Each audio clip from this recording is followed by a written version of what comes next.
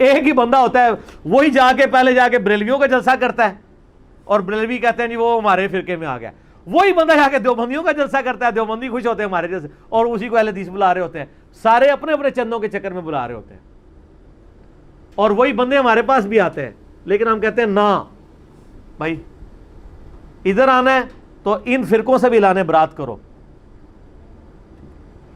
میرے پاس ایک بھائی آئے جو قادیانی سے مسلمان ہوئے تھے, یوٹیوب پہ آج کل بڑے وہ مشہور ہیں, میں نام نہیں لیتا, بالکل اسپیسیفکلی ہو جائے گی بات. اور پھر مجھے وہ کہنے لگے آپ کو پتہ نہیں ہے کہ قادیانیوں کے خلاف مہم چلانے کے اوپر پیسہ کتنا ہے. پھر اس نے مجھے کئی مولویوں کا بتایا کہ اس سال اس نے کتنے ملینز روپیز باہر سے منگوائے ہیں کہ ہم قادیانیت کے خلاف جہاد کر رہے ہیں. جہاد قادیانیت کے خلاف ہو رہا ہے, اپنے بزرگوں نے جو گل کھلائے ہیں ان کے خلاف کوئی جہاد نہیں ہو رہا. اس کے پیسے نہیں ملتے, اس کے پیسے نہیں ملتے, اس پہ جوتیاں پڑتی ہیں. پیسے نہ ملنا بھی مسئلہ نہیں تھا, اس پہ جو ان کے پیسے وہ بھی بند ہو جانے ہیں. تو مجھے بتانے لگا, مجھے کہنے لگا جی سر بڑا نفع بخش کاروبار ہے, آپ بھی شروع کریں. مجھے اس کے لیے ابھارنے آیا تھا. میں نے کہا آپ غلط جگہ آئے ہیں بھائی, ٹھیک ہے, میں نے جج کر لیا. تو میں نے کہا آپ بھائی تشریف لے جائیں, آپ کہیں اور جائیں, یہ پلیٹ فارم آپ کے لیے نہیں ہے. یہ شخص پوری سہولت کاری کر رہا ہے قادیانیوں کی, اور انہیں یہ بتا رہا ہے کہ علماء کرام باہر کے پیسے سے پلتے ہیں اور باہر کا پیسہ آتا ہے, یہ تمہارے خلاف کام کرتے ہیں. اس نے جس شخص کا نام دبے الفاظ میں لیا اس کا نام ہے شمس الدین. وہ قادیانیوں سے مسلمان ہوا اور اس نے کئی قادیانیوں کو مسلمان کیا. اس نے یہ الزام لگایا کہ جناب وہ جہاں جلسے میں جاتا ہے وہ علماء اس سے پیسے بٹورتے ہیں, یعنی اس کے نام پر, اور وہ خود بھی پیسے بٹورتا ہے. کیونکہ قادیانیوں کا اور مرزائیوں کا پہلا ہی وار عوام کے ساتھ یہ ہوتا ہے کہ عوام کو یہ بتانا چاہتے ہیں کہ بھی علماء پیسوں کی خاطر ہی ہمارے خلاف کام کر رہے ہیں, اور یہ ان کی کیا کر رہا ہوتا ہے, سہولت کاری. اب شمس الدین نے کئی قادیانی کو مسلمان بنایا.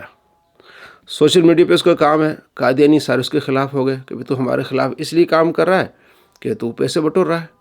اس نے کہا میں تو اللہ کے لیے کر رہا ہوں, اس نے تو مجھ پر جھوٹ باندھا ہے. تو مرزا کو اس نے فون کیا اور کہا کہ تم کتنا جھوٹے انسان ہو, تم نے میری دعوت کو نقصان پہنچایا, تم نے اسلام کے خلاف کام کیا ہے, تم قادیانی کی سہولت کاری کر رہے ہو, اور اس وقت جتنے بھی قادیانی گروپس ہیں وہ سارے میرے خلاف ہیں اور علماء کے خلاف ہیں. تمہاری یہ باتیں اپنے چینلز پہ چلا رہے ہیں. یعنی کتنا بڑا دغا باز آدمی ہے. باہر سے ملینز روپیز جو آئیں گے وہ کون دے گا؟ کینیڈا دے گا, جرمنی دے گا, امریکہ دے گا. یہ تو قادیانی کو سپورٹ کرتے ہیں. کتنا یہ دغا باز سہولت کار ہے قادیانیوں کا. مسلمان علماء کے خلاف اس طرح کی زہر اگلتا ہے. جناب علی وہ شخص پہنچ گیا اس کی اکیڈمی میں, پھر اس کو مجبوراً اس کے سامنے بیٹھ کے ویڈیو بنانی پڑی. اس نے قسم کھائی کہ جناب میں اللہ کی رضا کے لیے کام کرتا ہوں. علماء بھی اللہ کی رضا کے لیے کام کرتے ہیں, لیکن آپ دیکھ لیں کہ اس کے دل میں بغض کتنا ہے. اور یہ وہی طریقہ ہے قادیانی والا, مرزا غلام محمد قادیانی والا طریقہ, کیونکہ علماء اس کے خلاف کام کرتے تھے. ہر محاذ پر ہر جگہ وہ علماء کے خلاف اس طرح کی بکواس کرتا, اور اس کا کام بھی یہی ہے کیونکہ اس کو جواب دینے والے علماء ہوتے ہیں. اس کے جھوٹ پکڑنے والے, اس کا رد کرنے والے علماء. اس لیے آپ دیکھیں گے ہر دوسری بات میں یہ علماء کے خلاف زہر اگلے گا, یہاں تک کہ یہ قادیانیوں کو سپورٹر بن جائے گا لیکن علماء کے خلاف ہو جائے گا. ہندوؤں کا سپورٹر بن جائے گا, ہندوؤں کے ساتھ کھڑا ہو جائے گا. ایک درو راٹھی ہندو تھا, اس کو اس نے اللہ کی نعمت کہا, تو ہندو اللہ کی نعمت ہو سکتا ہے؟ اللہ اس پر رحم کرے, اور دعائیں دی اس نے ہندو کو. تو یہ ہر اس شخص کے ساتھ کھڑا ہو جائے گا چاہے وہ کافر ہو جو مسلمان کے خلاف بات کرے گا یا علماء کے خلاف بات کرے گا. اب آگے دیکھیں کہ وہ خود اس کی اکیڈمی میں آ گیا, کس طرح اس کو ذلیل ہونا پڑا. آپ دیکھ رہے ہیں میرے ساتھ شمس الدین بھائی لاہور سے تشریف لائے ہوئے ہیں. چند میں نے دبے الفاظ کے اندر ان کا نام لیے بغیر ذکر کیا تھا, لیکن چونکہ وہ دبے الفاظ ایسے تھے کہ وہ باقی لوگوں کو اس چیز کا ادراک ہو گیا اور اس کو ان کے مخالفین نے بھی مس یوز کرنا شروع کر دیا. تو انہوں نے کہا کہ مجھ سے آپ علی بھائی قرآن پہ حلف لے لیں کہ میں نے یعنی اس دعوت و تبلیغ کو مال کمانے کا ذریعہ نہیں بنایا ہوا. جی دوستو, آپ نے دیکھا کہ اس نے واضح جھوٹ بولا تھا, اور کہتا کہ جناب علی دبے الفاظ میں نے وہ الفاظ یہ کس طرح چونچرا کر رہا ہے. آپ پیچھے ویڈیو دیکھیں کہ صاف الفاظ میں یہ کہہ رہا ہے کہ جناب علی علماء ان کو قادیانی کو بلاتے ہیں, کہتے ہیں یہ مسلمان ہو گیا, اسے چندے بٹورتے ہیں. آج تک میں نے کوئی جلسہ ایسا نہیں دیکھا کہ جس میں قادیانی کو بلایا جائے اور کہا جائے جناب یہ قادیانی ہے, اس کو ہم نے مسلمان کیا ہے, آپ ہمیں پیسے دیں. میری زندگی میں ایک واقعہ ہے, مدنی چینل پر میں نے دیکھا ہے ایک شخص کو جس نے اعلان کیا کہ ہاں جناب علی میں مسلمان ہوتا ہوں، تو اس کے بعد کتنے جلسوں میں اس کو بلائے گا؟ کوئی نہیں۔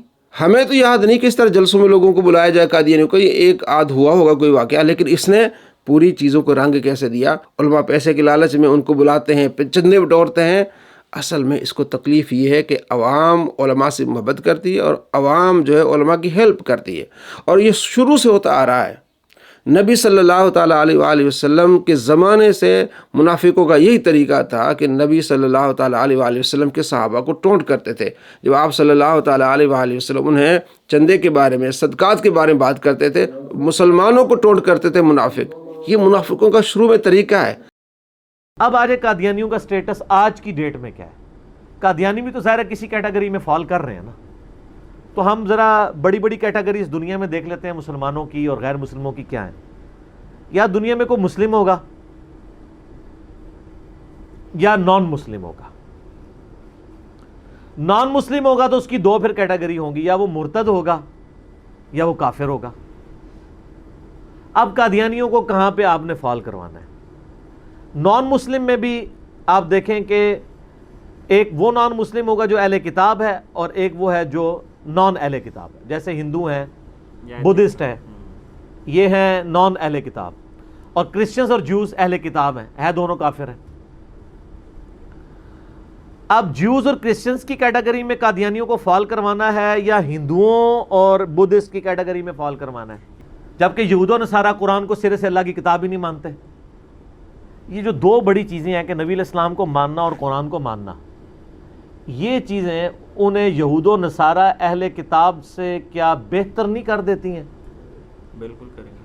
اب آپ لوگ خود مقدمہ سمجھتے ہوئے یہاں تک پہنچے ہیں کہ ان کو اہل کتاب کی کیٹیگری میں ڈالنا چاہیے، ٹھیک ہے؟ اور بلکہ آپ اس کے ساتھ بھی ایگری ہیں کہ اہل کتاب سے بہتر والی کیٹیگری میں، چونکہ قرآن کو اور نبی علیہ السلام کو مانتے ہیں، اور ایک اور کفر انہوں نے کیا کہ وہ والا کفر۔ لیکن دوسری طرف جو عیسائی اور یہودی ہیں وہ تو کئی ایک کفریات کر رہے ہیں نا، وہ تو ہمارے نبی کو نبی مانتے ہی نہیں ہیں۔ دیکھا آپ نے، یہ قادیانیوں کو اہل کتاب سے بہتر مان رہا ہے، حالانکہ آئین پاکستان میں وہ کافر ہیں، غیر مسلم ہیں، مرتد ہیں۔ کافروں کو اہل کتاب سے زیادہ بہتر مان رہا ہے کہ وہ نبی علیہ السلام کو مانتے ہیں، قرآن کو مانتے ہیں، پھر ایک اور ویڈیو میں کہتا ہے بخاری کو مانتے ہیں، پھر تیرے بھائی ہوئے۔ تو یہ اتنا غدار شخص ہے جن کو آئین پاکستان نے بھی کافر کہا ہے، ان کو کہہ رہا ہے کہ اہل کتاب سے بہتر ہیں۔ اہل کتاب سے کیونکہ ہمارا کھانا بھی جائز ہے۔ قرآن پاک میں سورہ مائدہ آیت نمبر 5 آپ پڑھ لیں، الیوم احل لکم الطیبات، آج تمہارے لیے پاک چیزیں حلال کی گئی ہیں، وطعام الذین اوتوا الکتاب حل لکم، اور اہل کتاب کا کھانا تمہارے لیے حلال ہے، اور تمہارا کھانا ان کے لیے حلال ہے، اور پارسا عورتیں ان سے تم نکاح کر سکتے ہو، والمحصنات من الذین اوتوا الکتاب، اور اہل کتاب کی عورتوں سے بھی تم نکاح کر سکتے ہو۔ تو اب بدرجہ اولا کہہ رہا ہے کہ تم قادیانی سے عورتیں ان سے نکاح کر سکتے ہو، ان کے ساتھ بیٹھ سکتے ہو، شادی بیاہ میں شامل ہو سکتے ہو۔ یہ ہے غداری آئین پاکستان سے، اسلام سے۔ آئین پاکستان ان کو غیر مسلم کافر قرار دیا ہے۔ غیر مسلم کافر اور مرتد کو یہ کیا کہہ رہا ہے؟ جناب علی اہل کتاب سے زیادہ بہتر ہے، قرآن کا غدار ہے، نبی علیہ السلام کے فرمان کا غدار ہے، مسلمانوں کا غدار ہے۔ یہ قادیانیوں کا سہولت کار ہے چھپا ہوا۔ ایسے سہولت کار سے بچیے، اپنے ایمان کو بچائیے۔